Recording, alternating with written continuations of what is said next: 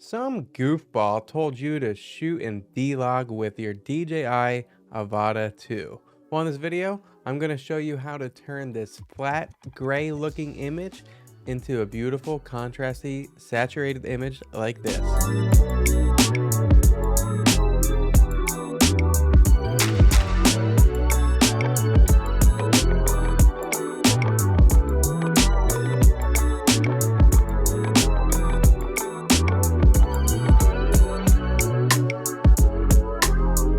Okay, so in this video, we're going to be using Adobe Premiere Pro. However, if you use DaVinci Resolve or Final Cut Pro or most other video editing studios, they're going to be fairly similar.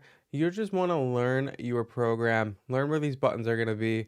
I'll explain where they are in Premiere Pro, learn your program just a little bit so you can kind of follow along. All right, so once you have your clip in Premiere Pro, you're going to want your studio to look like this, your program to look like this. If it doesn't, it's very simple. You're going to come up here to the top right of your screen and you're going to click this menu and we're going to click the color icon. It changes if you click editing or whatever, but we're going to be in the color menu for this, and it makes everything a lot easier. And here we go. We have our 10-bit log footage, or D-Log M footage, I should say. There is a big difference between D-Log M and D-Log, but the Avata shoots D-Log M, and it actually is really easy to color grade. So the first thing we need to do is color correct our images. To do this, we're going to play with these sliders here in the basic correction tab. And to make things simple and quick, I found for D-Log M, we're going to change the saturation anywhere between 170 and 190. I'm going to shoot for like 180 and already it's looking a little bit better. The next thing I want to touch is the contrast, and we don't want to push this all the way up. It doesn't look bad, but it's going to change some things. I'm going to back it down a little bit and we're going to stay around like 75. And once again, it's looking pretty good so far. This is where things can get a little tricky, and we're going to change some whites and blacks, which is going to change the contrast a little bit more, but we'll have some more fine tuning. If you look up here on the top left of your screen where lumetri scopes are, you're going to notice that if I change the whites down, they're going to come down.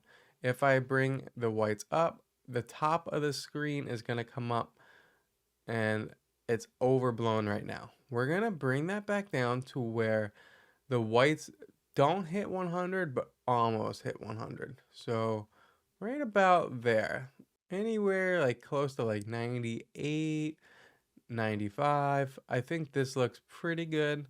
And then you still want to look at your footage, make sure it looks good, but not everyone's monitor is calibrated.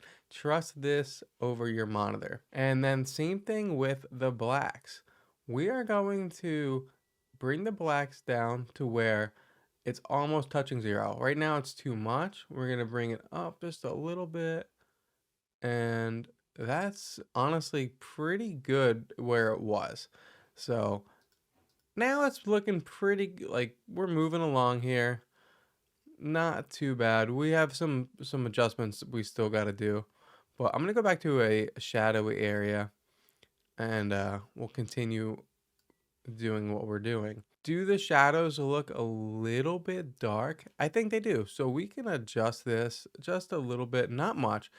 The big thing is here not making these sliders move too much, because it's just gonna be going back to a flat looking or a really weird looking contrasty image, and you want it to just be professional. You don't need it to be overdone. And I'm just gonna make the shadows around like 8. That's 0. If we bring it up to 8, it's not bad. It's really not bad. Same thing with the highlights. We'll just bring these down a little bit, and we're going. You can see what happens. We still have some detail in the sky. You can see up here, it's getting a little separated, so it's not too bad. I think highlights are pretty good. Let's just play it like right around 30. And that looks pretty good. Everyone's clips are going to be different, but so far this is what the image is looking like. And I think the image is looking pretty good so far. If you want to change some things, like let's say you want, maybe let's bring the contrast up a little bit. or you want to fine tune something, just remember it is your footage. You do have control over it. So do whatever you want, but just also pay attention up here. You don't want things to be like that or like that. Like, we just want it to look good here. This is without any color grading. This is what your scopes look like with some color grading. There you go. Maybe it looks a little unsaturated, so we can try 190. And maybe for this footage, 190 works pretty good. Let's go into the highlights here. See, the highlights still aren't overblown. It works out really nice. You can see the sky. The sun's obviously going to be overblown. This is the DJI Avata 2, not a red cinema camera, so you're not going to have extreme dynamic range control, but we're having pretty good luck so far. Everything's looking fairly good, and this is just half of it. The next half is going to be color grading. And what I do is I'll come down here to the project bin, and I'm just going to I'll just delete my adjustment layer for now. I'm going to right click. I'm going to hit new item, adjustment layer, and it's going to change to what your settings are. I'm going to hit OK. And now we're going to drag that adjustment layer above our video clip, make the adjustment layer as long as the video clip, and everything you do to the adjustment layer is going to happen below your footage, but you have more control. You can change opacity of the adjustment layer. You can change things that you don't like without going back to your main footage and messing anything up. So I like doing the color grade itself on the adjustment layer. And just a quick note, you don't have to do a color grade. This looks really good as is without a color grade. The shadows are going to be dull because I shot this at 9 o'clock at night. The sun was obviously setting, as you can see. This is what it looks like where the light's hitting. So that looks really contrasty, really good.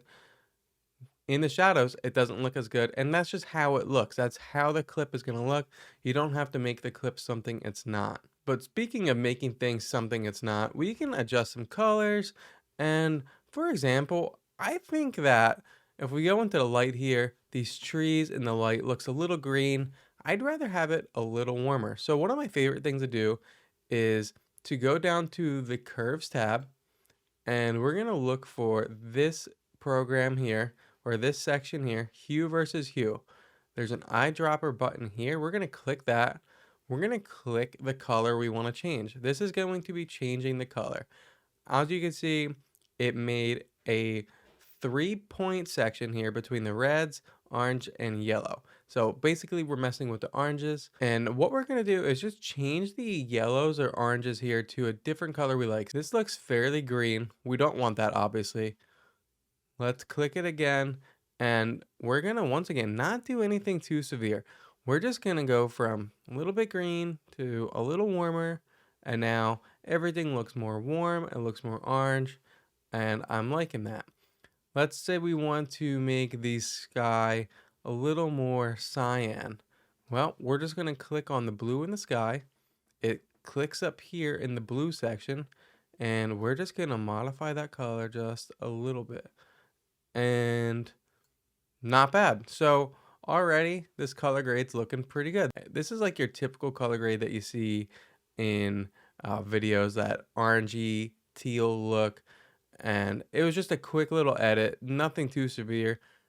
The beautiful and also scary thing about color grading is you could spend hours and weeks in this section here, fine-tuning things you like, finding other things you like. So I think that it can definitely have some fun. It could be stressful, but it's also pretty cool to watch your footage change to what you want it to look like. One thing I don't like is I want it to be a little more saturated. I'm not happy with this saturation.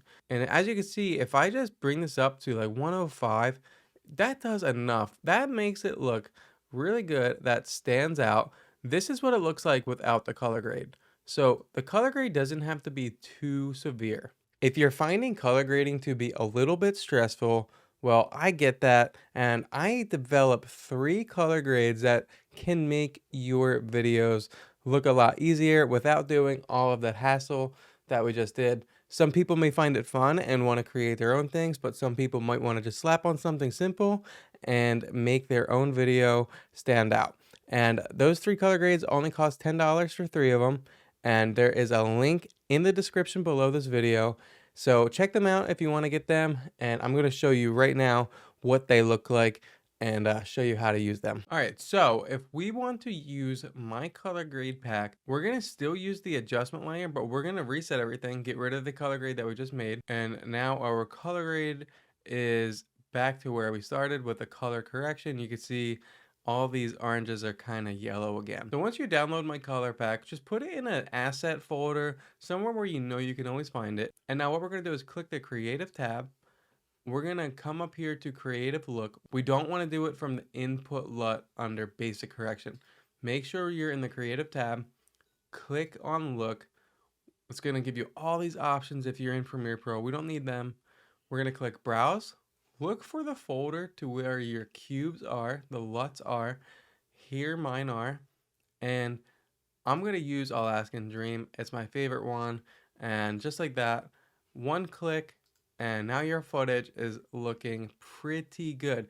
It might be a little bit much, and that's what's amazing about LUTs, or you don't have to use the full force of them. Or if they're not strong enough, you can make them stronger by grabbing the intensity, bringing it up. That looks terrible, by the way. But we're going to start from the 100, and we're going to bring it back down just a little bit. I'm going to say like 89, 90, and now we have a nice looking image.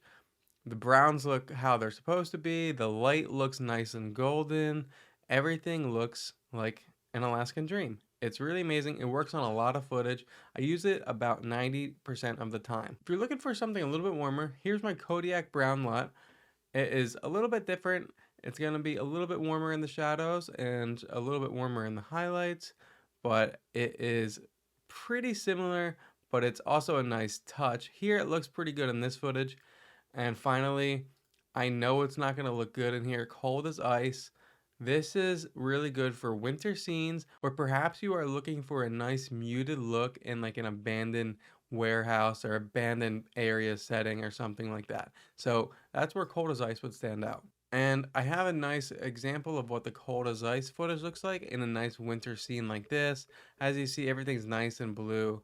It looks really good, and on ice and stuff, it works really, really nice. All right, and that is basically it here. And another thing you could do is go up to your adjustment layer. If it looks a little too strong, you can go up to your adjustment layer and you can change the opacity of the whole adjustment layer. So 0% is gonna be disabled, 100% is going to be fully enabled, and you can do anything in between. So if we just wanted like a little bit, like 2/3 of it, well, there you go, and that's your LUT. So you could be really creative, but my LUT pack can definitely help you guys out if you're looking forward to that. It's not crazy expensive. I know some people charge over $100, but $10 is still a good amount of money to put into something that you could do without putting any money in and doing it yourself. So it's up to you if you guys want to save a little bit of time, try it out. And yeah, that is how you color grade your DJI Avata D-Log M footage. This also works for any other D-Log M footage, and also just raw or D-Log footage from other drones. It's gonna work pretty good. You're gonna have to do a little bit different, but those are my settings.